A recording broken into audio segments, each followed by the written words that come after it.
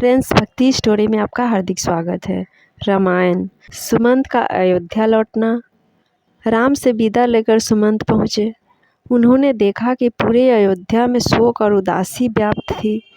उन्हें आते हुए देखकर अयोध्यावासी ने दौड़कर रथ को चारों ओर से घेर लिया और प्रश्नों की बौछार करना आरंभ कर दिया। राम, लक्ष्मण, सीता कहाँ है? तुम उन्हें कहाँ छोड़ा है? अपने साथ वापस क्यों नहीं लाए? चाह कर भी सुमंत उन्हें धैर्य नहीं बंधा पा रहे थे। उनका कंठ अवरुद्ध हो गया था। उनके नेत्रों से अश्रुधारा प्रवाहित होने लगी। प्रयास करने के स्वयं को नियंत्रित किया और लड़खड़ाती वाणी में कहा।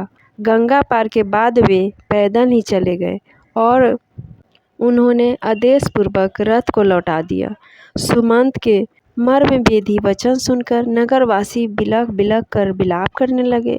देखते देखते सारा बाजार और सभी दुकानें बंद हो गई। लोगों ने छोटी छोटी टोलियां बना लिए और शोकाकुल होकर राम के विषय में चर्चा करने लगे और कहता हुआ, राम के बिना अयोध्या सूनी हो गई है। हमें भी यहाँ नगर छोड़कर अत्यंत चले जाना चाहिए। कोई कहता, राम हमसे पिता की भांति स्नेह करते थे, उनके चले जाने से हम लोग अनाथ हो गए हैं। कोई कहता, यह राज अब उजड़ गया है, यहाँ रहने का अब कोई अर्थ नहीं है, चलो हम सब भी वन में चले। और महाराज दशरथ की निंदा करता तो कोई रानी कैकेयी को दुर्वचन कहता। सुमंत राजप्रसाद के उस श्वेत भवन में जा पहुँचे जहाँ महाराज दशरथ पुत्र वियोग में व्याकुल अर्धमूर्छित अवस्था में पड़े अपने अंतिम सांसें गिन रहे थे। आशा की कोई धूमिल किरण कभी कभी चमक उठती थी और उन्हें लगता था कि संभव है सुमंत अनुनय विनय करके राम को लौटा लाए। संभवतः राम न आए, किंतु कदाचित सुमंत सीता को भी वापस ले आए। उसी समय सुमंत ने आकर महाराज के चरण स्पर्श किया और विषादपूर्ण स्वर में राम को वन में छोड़ आने की सूचना दी। सुनते ही व्यथित महाराज मूर्छित हो गए। संपूर्ण महल में हाहाकार मच गया। महाराज को झकझोरते हुए कौसल्या ने कहा, हे आर्यपुत्र, आप चुप कैसे हो गए? बात क्यों नहीं करते? अब तो कैकेयी से भी की हुई आपकी प्रतिज्ञा पूरी हो चुकी है, फिर आप दुखी क्यों हैं? महाराज की मूर्छा भंग होने पर वे राम, सीता और लक्ष्मण का स्मरण करके विलाप करने लगे। उन्हें धैर्य बंधाते हुए सुमंत ने हाथ जोड़कर कहा, कृपा निधान। राम ने आपको प्रणाम करके कहा है कि हम सब कुशल हैं। माता कौशल्या के लिए संदेश दिया है कि वे महाराज की हृदय से सेवा करें और कैकेयी के प्रति हृदय से किसी प्रकार का कलुष न रखें। भरत को भी उन्होंने पिता की आज्ञा का पालन करने का आदेश दिया है। महाराज दशरथ ने गहरी सांस छोड़ते हुए कहा, सुमंत, होनी को कौन टाल सकता है? इस आयु में मेरे प्रिय पुत्र मुझसे अलग हो गए।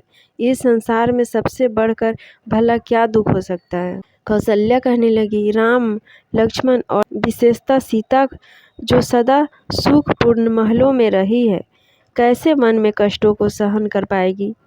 राजन, आपने ही उन्हें वनवास दिया है। आप जैसा निर्दयी और कोई नहीं होगा। यह सब आपके केवल कैकेयी को भरत के सुख के लिए किया गया है। कौशल्या के इन कठोर वचनों को सुनकर महाराज का हृदय विदीर्ण हो गया। नेत्रों से अश्रु भरकर वे बोले, कौशल्या, तुम तो मुझे इस तरह मत धिक्कारो, मैं तुम्हारे हाथ जोड़ता हूँ। दशरथ के इन दीन वचनों को सुनकर कौशल्या का हृदय पानी पानी हो गया और वे रोने लगी। फिर दोनों हाथ जोड़कर वे बोले, हे आर्यपुत्र, दुख ने मेरी बुद्धि को हर लिया है, मुझे क्षमा करे। राम को यहाँ से गए आज 5 रात्रि हो गया, किंतु मुझे ये 5 रात्रियाँ 500 वर्षों जैसी प्रतीत हो रही है।